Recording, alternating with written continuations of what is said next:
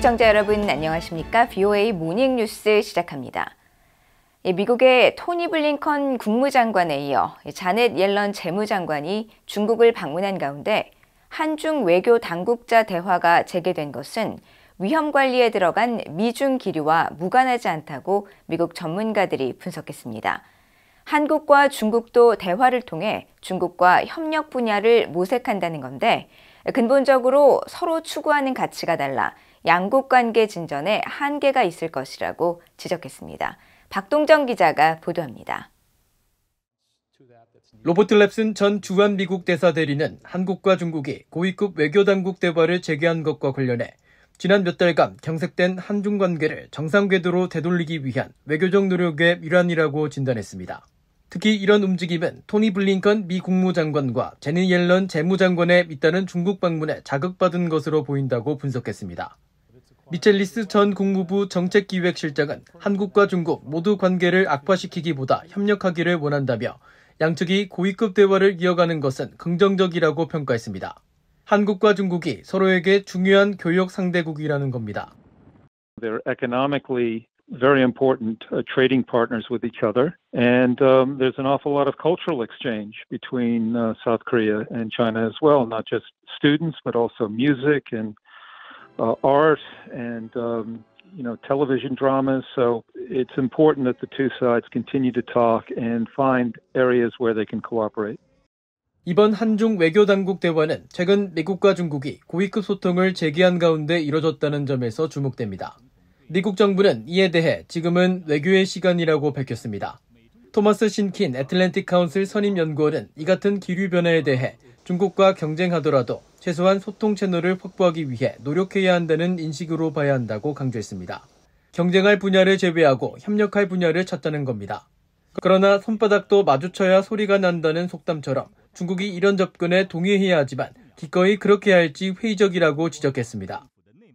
It's a challenge, but it's a challenge for the U.S. as well, dealing with China. The question is, can we all successfully undertake de-risking in a way that redounds to our national interest and prevents undermining our economies, our strategic positions, and can we do that while maintaining a decent relationship with Beijing?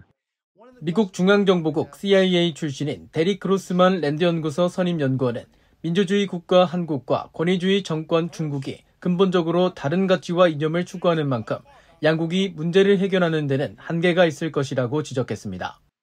And I think that South Korea always is going to cozy up to its ally, the United States, as opposed to kind of exploring new opportunities with China, even if relations between the U.S. and China are better. So I feel like Beijing believes that they're kind of like losing their grasp, their influence over South Korea. They're going to be angry about that, and they're going to retaliate, and they're going to do carrots and sticks. 따라서 사드 설치 때처럼 중국은 자신의 이익에 반하는 한국 정책에 대해선 경제적 보복을 할 것이라고 전망했습니다. VOA 뉴스 박동정입니다. 윤석열 한국 대통령과 기시다 후미오 일본 총리가 북대서양조약기구 나토 정상회의 참석을 계기로 정상회담 개최를 조율 중입니다. 김태효 한국 국가안보실 1차장은 6일 브리핑을 통해 윤 대통령의 리투아니아와 폴란드 방문 일정을 발표하면서 이번 순방 기간 중 한일 정상회담을 갖는 것으로 조율 중이라고 밝혔습니다. 윤 대통령과 기시다 총리 모두 나토 정상회의 참석을 위해 다음 주 리투아니아를 방문하는 만큼 나토 정상회의와는 별개로 양자회담을 개최하겠다는 겁니다.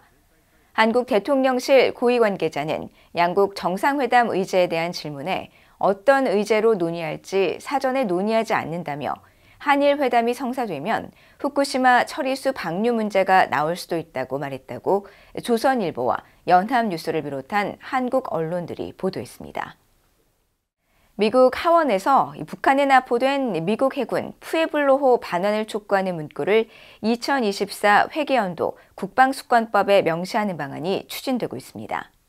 미국 하원의 새 회계연도 국방수권법안 수정안 제출이 최근 종료된 가운데 5일 하원 세칙위 홈페이지에 따르면 플로리다주의 그레고리 스튜비 공화당 하원 의원은 북한에 납포된 미국 해군 정보 수집함 푸에블로호 반환을 촉구하는 문구를 명시하자는 안건을 제출했습니다. 해당 안건에는 의회는 북한의 푸에블로호 납포와 승조원 구금은 국제법 위반이라는 입장을 유지하고 있으며 푸에블로호를 미국으로 반환해야 한다는 입장을 표명한다고 적시되어 있습니다. 푸에블로호는 1968년 원산 앞바다에서 임무 수행 중 북한 해군에 의해 납포됐으며 북한 정권은 11개월 뒤 승조원 82명과 유해 한 구를 미군에 송환했지만 선박은 돌려주지 않은 채 평양 대동강으로 옮겨 반미 선전물로 활용하고 있습니다. 미국 정부가 중국으로 첨단 기술이 유출되는 것을 차단하기 위해 수출 통제 등의 조치를 취하고 있는 가운데 중국, 러시아와 관련된 미국 대학에 대해선 국방부의 연구비 지원을 중단하기로 했습니다. 미국 국방부는 최근 미국 고등교육기관에 대한 국방 연구비 지원과 관련해 미국 안보에 위해를 줄 수 있는 외국 기관의 명단을 담은 블랙리스트를 발표했으며 이번 리스트에는 공자학원 등 중국과 러시아 관련 기관의 명단이 포함됐다고 미국 언론들이 보도했습니다.